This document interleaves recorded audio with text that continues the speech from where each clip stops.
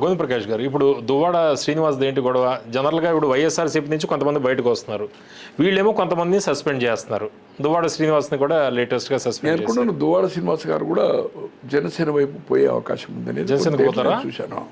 అవకాశం ఉంది. నేచురల్ ఆయనకి ఎమ్మెల్సీ ఉంది. ఇంకోటి సార్, ఇది దేవతల కాలం నుంచి ఉన్నది. ఒక్కలా ఇద్దరా ముగ్గురా తర్వాత ఏదైతుందో ఇంకొకరి చెర విడిచుకొచ్చి మ్యారేజ్ అయింది. ఇక కథలు చెప్పాలంటే రామాయణం భారతంలో వస్తున్నాయి. దీంట్లో ఏదైనా తప్పు కాదనేది పవన్ కళ్యాణ్ గారే అది చేసాడు. పవన్ కళ్యాణ్ గారు ఎక్కడో సపోర్ట్ చేసినట్టు కూడా అనిపించింది దువ్వాడ, ఏది తిరుపతికి ఎక్కడో పోతే. డెఫినెట్గా ఏదైతుందో నేను అనుకుంటున్నా, నాకుండే ఇప్పుడు వాళ్ళకు కూడా కౌన్సిల్ అవసరము. ఈరోజు 5 రాజీనామాలు చేసినా కూడా ఆమోదించకుండా కౌన్సిల్ మెజార్టీ కావాలి కదా మెల్లమెల్ల. ఇప్పుడు 5 రాజీనామా ఇస్తే 5 వీళ్ళు అవుతారు కదా. ఇప్పుడు రాజ్యసభలో 4, 11 4 వచ్చినాయి అనుకోండి. 2 బీజేపీ, 2 టీడీపీ తీసుకునేది. ఒకటేమో బీదం గారికి ఏదైతుందో మళ్ళీ దీంట్లో ఇచ్చారు, ఇంకోటి ఎక్స్ట్రా ఇది బీజేపీ. ఇప్పుడు నెక్స్ట్ కూడా కలిపేది అవుతుందో తమిళనాడు ఏదైతే అన్నామలైకి ఇచ్చారు కదా, 2 2 4. రేపు ఇంకొకటో 2 పోతాయని కూడా అంటున్నారు. దాంట్లో బాబురావు పేరు బాగా గట్టిగా వినిపిస్తుంది. రాజ్యసభలో స్ట్రెంత్ పెంచుకుంటారు. అట్లే కౌన్సిల్ కావాలంటే ఇవాళ రేపు అది ఆమోదించడం ఖాయం. ఇది తెలంగాణ కేసు వచ్చిన తర్వాత అది కూడా డిసైడ్ అవుతుంది కౌన్సిల్. ఈయన సస్పెండ్ చేసిన కనుక ఈయన రాజీనామా చేసే అవసరం లేదు.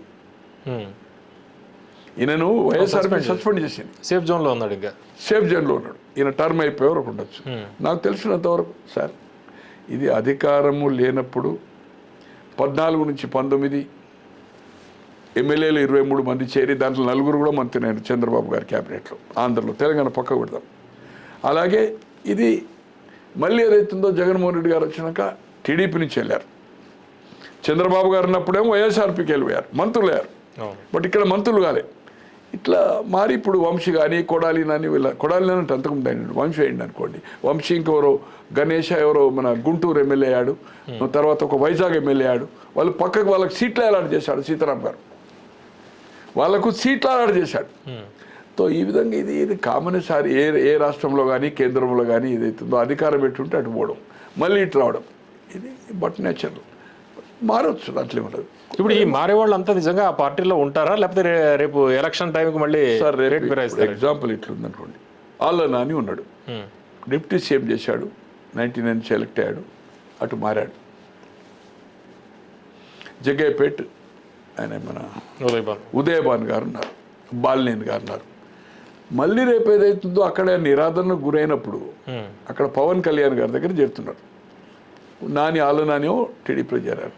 అక్కడ సీట్ అడ్జస్ట్ కానప్పుడు లాస్ట్లో మళ్ళీ వీళ్ళు పవర్ఫుల్ ఉండి పబ్లిక్లో ఉండి ఇప్పుడు ఈ 4-5 ఏళ్ళు యాక్టివిటీ చేసుకొని క్యాడర్ని కాపాడుకుంటే మళ్ళీ జగన్మోహన్ రెడ్డి గారి క్యాండిడేట్ లేకపోతే వీళ్ళే దిక్కు కదా, పిలవచ్చు కదా. ఇట్లా ఎంత మారంటే ఎందరు వచ్చారో మనం చూసాం కదా.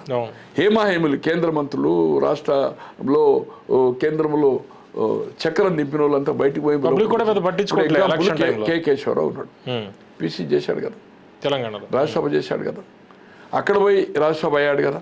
మళ్ళీ ఇక్కడ వచ్చి ఇప్పుడు రాజ్యసభ వాళ్ళ కోసం ఇమ్మంటే ఆయనకు క్యాబినెట్ ర్యాంకు అడ్వైజర్ ఇచ్చారు కదా. ఎంతమంది ఉన్నారు సార్ అంటే పేర్లు చెప్పాలంటే కొన్ని 100 పేర్లు ఇప్పుడు ఇక్కడ ఉంది చెప్తాను, ఈ పార్టీలో చెప్తాను. పోయేవాళ్ళు అక్కడే ఉంటారని గ్యారంటీ లేదు, గ్యారంటీ లేదు. మళ్ళీ అతను బలంగా ఉంటే ఇక్కడ కూడా తీసుకుంటారు. సరే, ఇందిరాగాంధీని దూషించిన వాళ్ళు పేర్లు చనిపోయే పెద్దలు నాకు కూడా దగ్గర వాళ్ళు చెప్పలేదు. రాజీవ్ గాంధీని దూషించిన వాళ్ళు ముఖ్యమంత్రులు ఏంటి సార్? ఇందిరాగాంధీ గారికి గెస్ట్ హౌస్ చేయని వాళ్ళు ఈ రాష్ట్రంలో మళ్ళీ వచ్చి రాజీవ్ గాంధీ దగ్గర కేంద్ర మంత్రులు. ఇందిరాగాంధీ మీద పోటీ చేసిన వాళ్ళు కేంద్రంలో మంత్రులు అయ్యారు. కర్ణాటకలో వీరేంద్ర పండిట్ లాంటి వాడు చిక్మంగళూరు చేసిన ముఖ్యమంత్రి అయ్యిండు, 89లో ముఖ్యమంత్రి అయ్యిండు. చెన్నారెడ్డి కూడా ఇక్కడ, చెన్నారెడ్డి గారు ఇందిరాగాంధీ మీద పోటీ చేయలే కానీ బట్ డిఫర్ అయ్యి బయటకు పోయాడు, పార్టీ పెట్టాడు, మళ్ళీ వచ్చి ముఖ్యమంత్రి అయ్యాడు రాజీవ్ గాంధీ గారి పీరియడ్లో. ఇందిరాగాంధీ పీరియడ్లో 78లో అయ్యాడు, 89లో రాజీవ్ గాంధీ పీరియడ్లో. కానీ ఇందిరాగాంధీని దూషించిన లేదు, అంటే దూషించిన వాళ్ళు, అనరాని మాట మాట్లాడిన వాళ్ళు. రాజీవ్ గాంధీని జైల్లో నేనైతే జైల్లో వేసేవాడిని అని బోఫోర్స్లో అన్నవాళ్ళు. సో ఇవన్నీ మనం చూసాము. అందుకోసం ఏమవుతుందో ఇదేమీ కొత్త కాదు. జాతీయ స్థాయిలో కానీ ఏ రాష్ట్రంలో కానీ ఇది జరిగే పని, దీంట్లో ఏమీ విచిత్రం ఏం లేదు.